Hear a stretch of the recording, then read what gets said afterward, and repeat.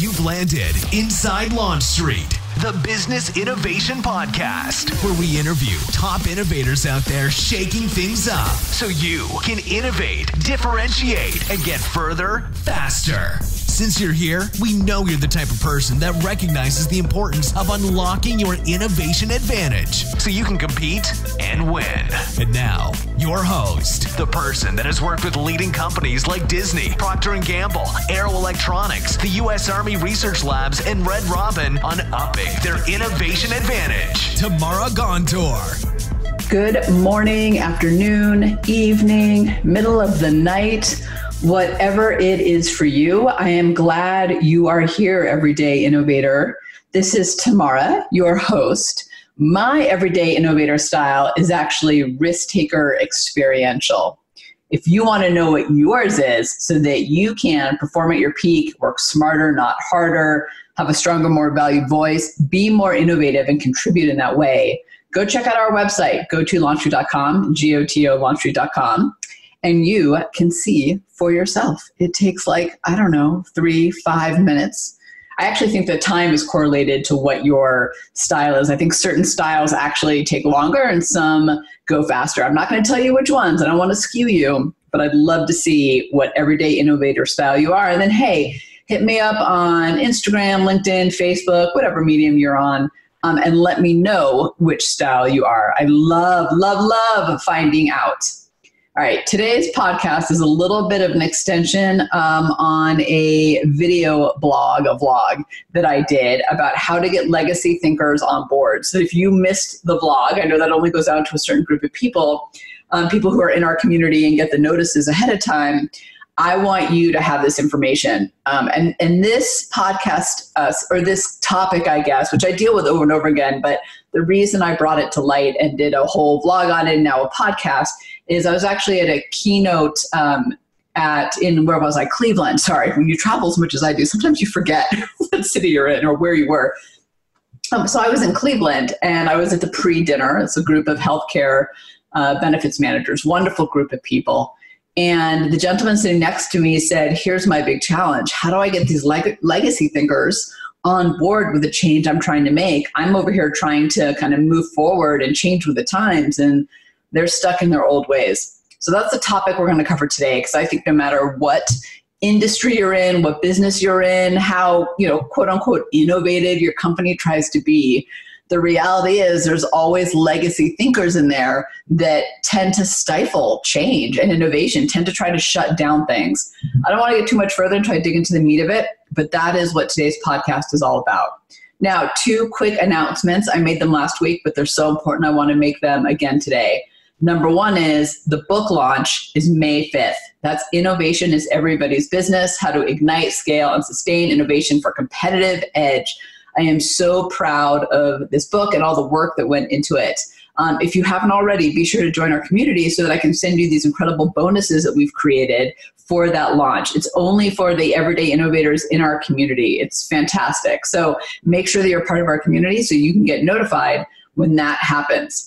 Hey, and the second thing is, this is less of an announcement, more of a thank you. I just wanted to say thanks for the people who have been leaving us 5-star reviews and comments on our podcast. I can't tell you how much I appreciate it, and I think the community appreciates it. I know it only takes a minute, but your review helps us get even more awesome guests and stay on the air and make a bigger impact in the community, get more everyday innovators out there like you and me. So it's really kind of a wonderful selfish act, right? If you leave a review, you get all these great benefits out of it. So I say treat yourself and leave a review. But what I really want to do is say thank you to the wonderful people who have already left us reviews. We all over here at Launch Street really appreciate it. All right. Now, why don't we dig into how to get these legacy thinkers on board with change? All right. How do we get those legacy thinkers on board with change? Oh, aren't they frustrating? I know they frustrate you. They frustrate me so much. And I have dealt with them so often in my career, from my early 20s on to now, when I should be one of those people, right? In my late 40s. But legacy thinkers, the challenge with them is almost all organizations have them, yet we have to deal with them to get things done. In fact, they're often the people in senior leadership, and they have years of experience behind their belts.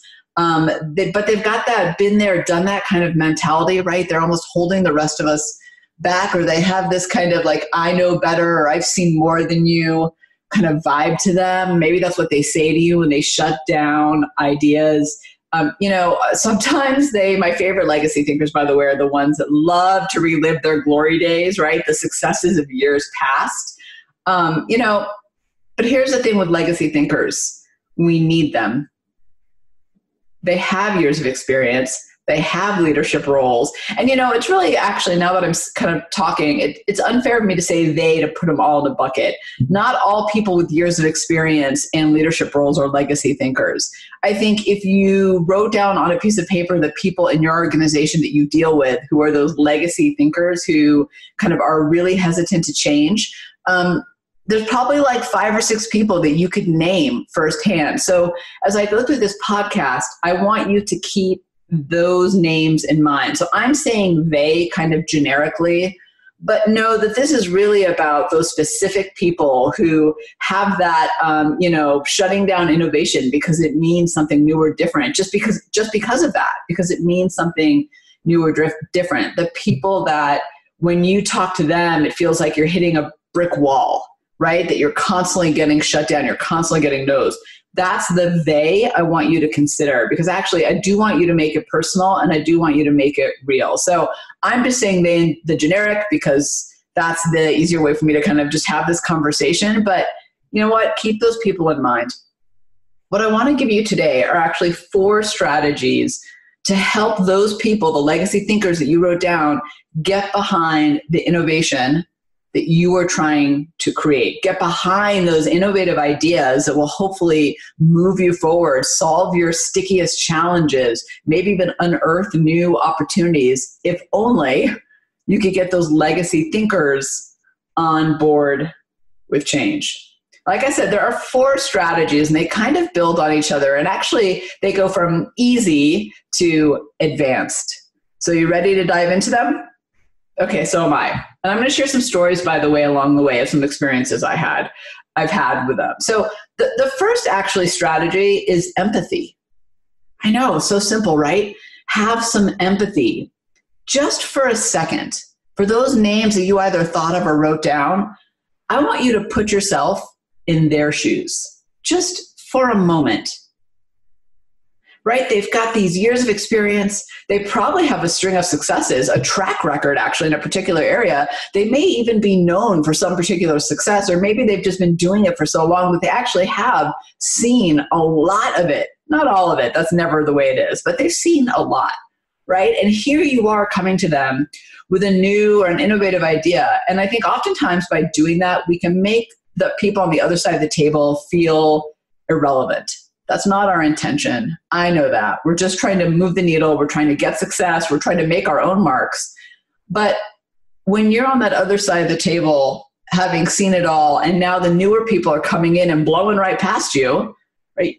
There is a sense of fear of being irrelevant. And we're asking them to do something completely new and shake things up. And, their relevancy is on thin ice to begin with. Here's the reality for all of us in the workforce. Just a little bit of a tangent, but I promise it relates. First of all, there are 5 generations squeezed in the workforce. 5 generations. So think about that for a second. There is a war on talent. All of us are fighting to show our relevancy at all levels. But if you're one of those people who have been there for a long time, or, like your heyday was the 90s or the early 2000s, you're fighting even harder because the world is moving past a lot of us. That's the reality for a moment. Now, not all of us. And by the way, I'm 47 and I love innovation and I love change. Obviously, I do this for a living. So again, I'm not generalizing about age, but just for a second, if you're that person who's that millennial or Gen Z or whatever the generations are called these days, and you're talking to someone with, some gray hairs like me, not that I don't cover them up or anything like that, but, you're with that person on the other side of the table that's coming from that different generation, right? Think about their perspective. This is where that empathy really comes in. I think it is so important. And yeah, their attitude is frustrating and annoying, but just remember, it's coming from a place of fear and insecurity. And they may not show it, but that could be what's happening underneath. And that's why I think that getting legacy thinkers on board with change has to start with showing some empathy and just recognizing that this time of change may be difficult for them. And actually, the other flip side to that is you're kind of saying to them, hey, everything you did in the past doesn't matter anymore because now we have to change. And you know what? You might be 100% true in the sense that success yesterday doesn't lead to success tomorrow. I totally agree with that. But just think about where it's coming from their perspective. So have the starting point in your strategies. The first strategy is have empathy. And what I just said about kind of thinking about the fact that they've had success in the past leads us to our second strategy, which is honor. Honor past work. Change and innovation are important. But it's also important to reflect on the fact that the work that the legacy thinkers have done is what got you to the place you are today, right? They had successes in the past. They've tried things and failed in their past. Their work led to success, and it is totally worthy of recognition, of being honored. So we need to honor the work that they've done and the experience they've had. Because look, we all have egos and we all want to feel valued. And frankly, their value, their contribution in the past mattered, right? It moved the needle at that point. So start your conversations with legacy thinkers about change and innovation. Start those conversations by honoring what legacy thinkers have achieved in the past, and they will be more open to the future. So if I'm talking to someone who's a legacy thinker, I might say something like, hey, Alfred, listen, what you did a couple of years ago to get us into that new customer market was really impressive. And it got me thinking about what I want to do today, right? Hey, I really appreciate what you did, Bruce, to get us from point A to point B. And now I want to think about point B to point C, right? Just simply honor it. It is amazing how much more you can get out of someone by simply honoring their recognition or honoring their contributions. We all want to feel valued and heard. So I will say it again. By honoring what legacy thinkers have achieved in the past, they will be more open to the future. Honor. I know it seems frustrating because who cares about the past, right? Believe me, I am not a person who is stuck in the past. In fact, one of my everyday innovator style, my power triggers is risk taker, which is all about leaping forward. So believe me, I get it. I'm not a past person. But again, we all want to feel valued. We all want to feel recognized for our contributions. It is amazing how much doing that opens people up to the future. All right, the third one is connecting the dots. So what we often do with a new idea or strategy is we jump right into something like this. We're going in this new direction. This is what we're going to do next. Here's where we're headed. We're not looking back. We're looking forward. Great. But unfortunately, this makes legacy thinkers feel like they're being shut down or left behind. So here you are presenting your innovative solution, one that most likely will absolutely achieve your goals, but you shut down the person on the other side of the table, the one you need approval from, or you need them to take action to get this moving forward. You've shut them down. So instead, what we need to do is connect the dots between what they said or did in the past and where you want to go. Connect the dots between what they said in the past and where you want to go. Will this take a little bit of effort and navigating of language on your part? Absolutely. But is it worth it? 100%.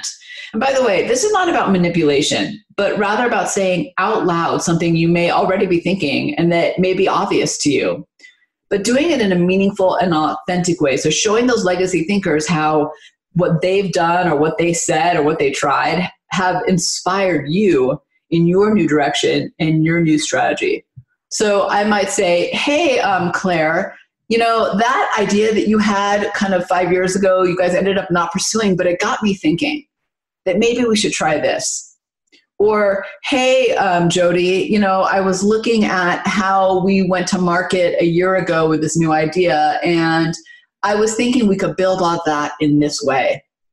Or, hey, Lisa, when you implemented that new system, it made us all even more efficient. That was amazing. And I was thinking there's now kind of a new area for an improvement that I want us to cover just because of the success we've had.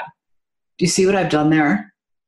It takes effort. And you know what it takes? This is where the empathy goes too, but it takes you on your part, a willingness to see those what they did in the past as success and not roll your eyes and brush over it, right? It takes you actually recognizing that stuff in the past, maybe even doing some research and some digging, maybe even having conversations with people to see what happened. But connecting the dots is really powerful, right? Connect the dots between what they said or did and where you want to go. People are way more willing and open to change and innovation if you actually make them a part of the journey. And that's exactly what you're doing here. You're just continuing on, right? And honestly, it's a little bit egotistical of any of us to think that we're so brilliant that we could just wipe the slate totally clean and go on to something new. It really isn't how it works. It really is about continuing the progress forward. And sometimes that continuation is a pivot or a disruption or a drastic change, but connecting the dots will get you a lot further, a lot faster. Now, the fourth strategy, again, building on the other three, is include them. In any change or innovation effort, legacy thinkers feel like they're getting left behind, right? It goes back to that fear of irrelevancy we're talking about, that their experience is not being valued.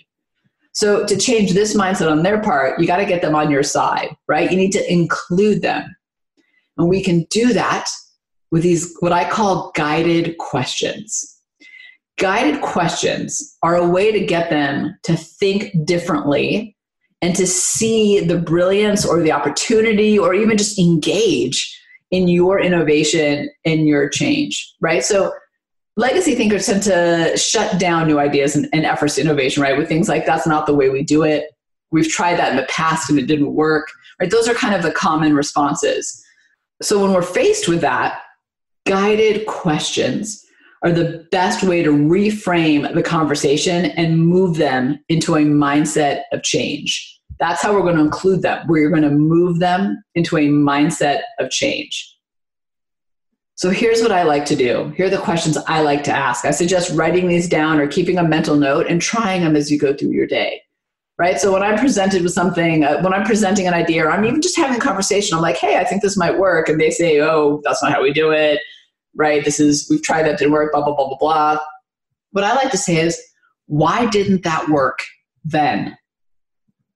Do you see what I did there? I'm not just saying why didn't it work and letting them wallow in it. I'm kind of making the distinction. I'm setting the stage that was then and this is now. But I want to dig and I want to understand, because you know what? There's probably some nuggets in there that I can learn from. So, hey, Paul, why didn't that work then? What has changed since then that would allow it to work now?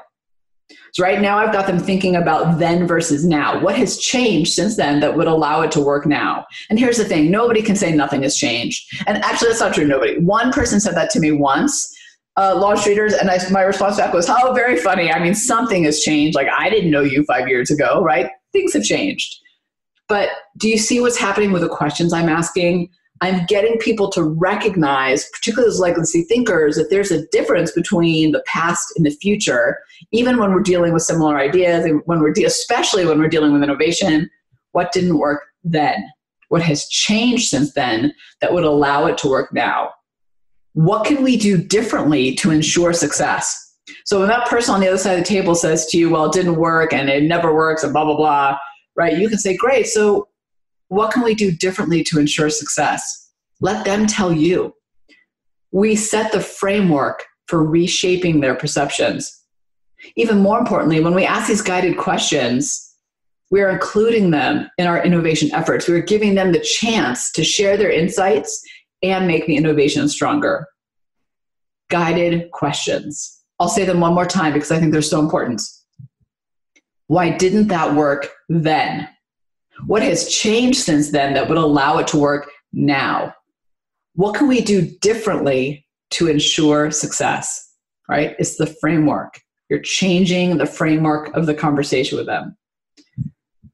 So just to recap, empathy, recognize and value the place that they're coming from, honor their past work, make sure that they feel valued and recognized for the contributions that they truly did provide.